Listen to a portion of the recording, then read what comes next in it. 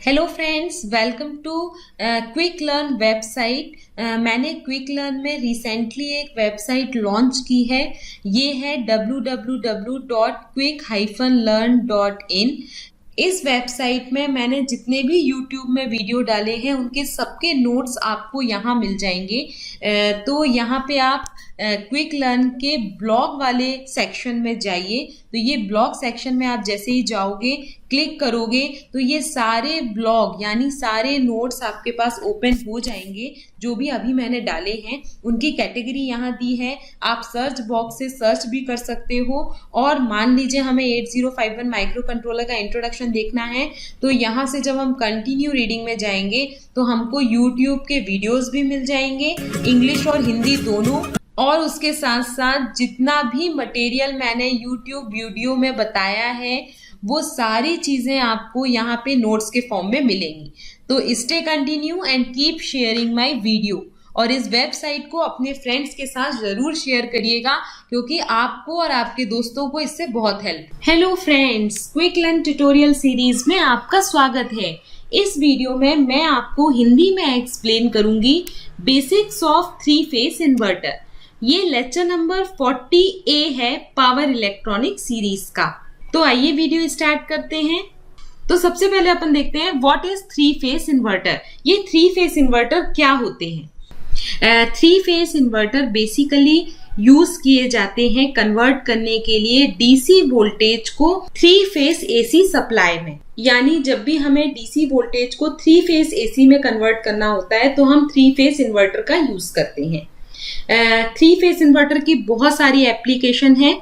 Mostly 3 face inverter का हम use करते हैं इंडस्ट्रियल एप्लीकेशंस के लिए, जहां पे हमें हाई पावर की डिमांड होती है और हम सिंगल फेस इन्वर्टर का यूज नहीं कर सकते। तो बेसिकली 3 फेस इन्वर्टर का यूज हम इंडस्ट्रियल एप्लीकेशंस के लिए करते हैं। तो यहाँ पे दिया हुआ है 3 फेस इन्वर्टर का यूज हम हाई पावर एप्लीकेशंस में करते हैं। इसके साथ साथ वेरिएबल फ्रीक्वेंसी ड्राइव एप्लीकेशंस के लिए भी हम 3 फेस इन्वर्टर का यूज करते हैं, जैसे कि high voltage DC power transmission के लिए, HVDC पावर ट्रांसमिशन के लिए। तो ये कुछ एप्लीकेशन है 3 फेस इन्वर्टर की। इसके साथ साथ आप सोच रहे होंगे कि ये 3 फेस पावर सप्लाई हम ट्रांसमिट कैसे करते हैं या जनरेट कैसे करते हैं। तो उसके लिए जो 3 फेस पावर होती है उसको किसी भी नेटवर्क में ट्रांसमिट करने के लिए हम क्या करते हैं, 3 डिफरेंट करंट ले लेते हैं और ये तीनों करंट हमारे आउट ऑफ फेस होते हैं एक दूसरे से। फिर से एक बार मैं बताती हूँ कि 3 फेस पावर को हम कैसे ट्रांसमिट करते हैं किसी भी नेटवर्क में।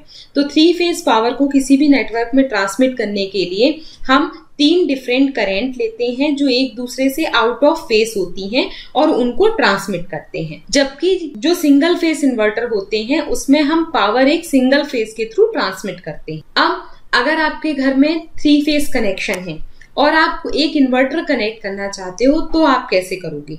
तो इन्वर्टर कनेक्ट करने के लिए इन तीनों फेस में से एक फेस में हम इन्वर्टर को कनेक्ट कर देंगे। तो यहाँ पे यही लिखा है, if you have a 3 phase connection in your home then the inverter can be connected to one of the phase. 3 में से एक फेस में हम इन्वर्टर को कनेक्ट कर देंगे। अब क्लासिफिकेशन देख लेते हैं 3 फेस इन्वर्टर का। तो बेसिकली 2 टाइप से 3 फेस इन्वर्टर को हम क्लासिफाई करते हैं। फर्स्ट इन्वर्टर होता है 180 डिग्री कंडक्शन मोड और सेकेंड टाइप का 3 फेस इन्वर्टर है 120 डिग्री कंडक्शन मोड।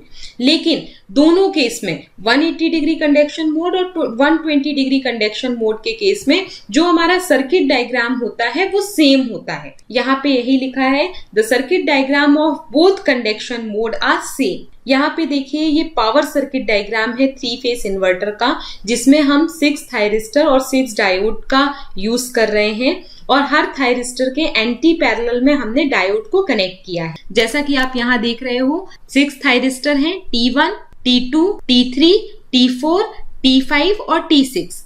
हर थायरिस्टर के एंटी पैरेलल में हमने डायोड को कनेक्ट किया है। उसके साथ साथ ये अपर पार्ट वाले जो भी हमारे थायरिस्टर और डायोड हैं वो कहलाते हैं पॉजिटिव ग्रुप थायरिस्टर।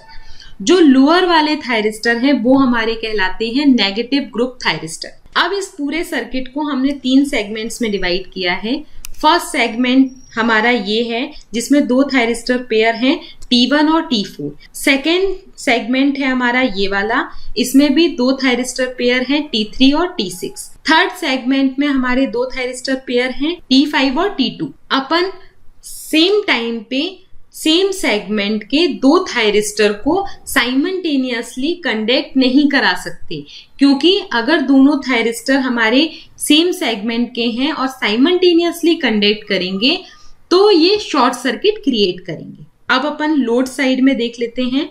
तो लोड साइड में ये हमारा 3 फेज लोड है जो स्टार कनेक्टेड है।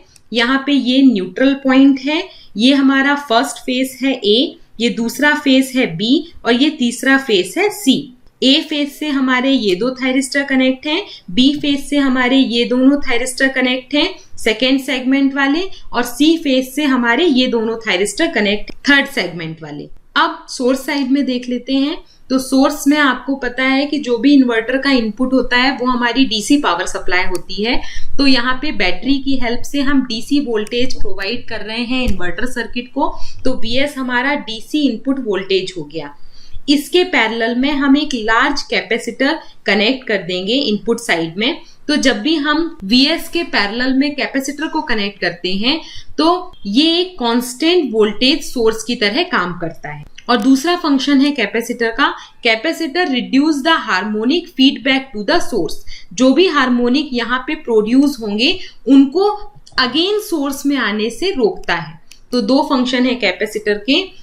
अगर हम लार्ज कैपेसिटर सोर्स में कनेक्ट करेंगे तो it will make input DC voltage constant, and the second function it reduce the harmonics feedback to the source. और 3 फेज इन्वर्टर के केस में अगर फर्स्ट फेज स्टार्ट होता है 0 डिग्री से तो सेकेंड फेज स्टार्ट होगा 120 डिग्री से और थर्ड फेज स्टार्ट होता है 240 डिग्री से। यानी 2 फेज के बीच का जो फेज डिफरेंस होता है वो 120 डिग्री का होता है।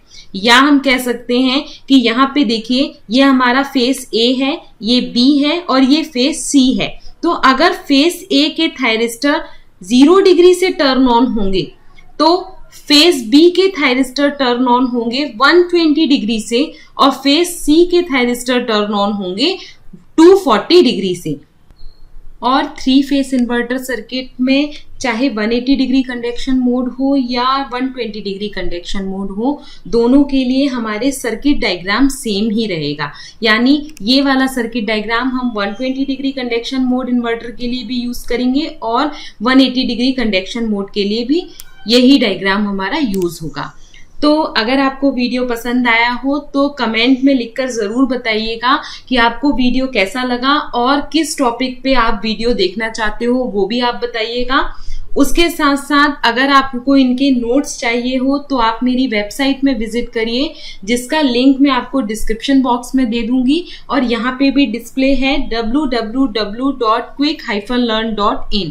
यहाँ पे आपको काफी कुछ टॉपिक्स के नोट्स मिल जाएंगे और धीरे धीरे करके मैं और भी नोट्स अपलोड करती जा रही हूँ, तो वो भी आपको वहाँ पे मिल जाएंगे। और अगर आप किसी कॉम्पिटिटिव एग्जाम की प्रिपरेशन कर रहे हो तो मैंने अपनी वेबसाइट में बहुत सारे MCQ क्वेश्चन की सीरीज डाली है, तो वो भी आपको वहाँ से मिल सकती है। उसके साथ साथ कुछ गवर्नमेंट सेक्टर के प्रीवियस ईयर क्वेश्चन पेपर्स भी अपलोड किए हैं, तो उनके भी मॉक टेस्ट आप दे सकते हो और उसके भी आपको सॉल्यूशन वहाँ पे मिल जाएंगे।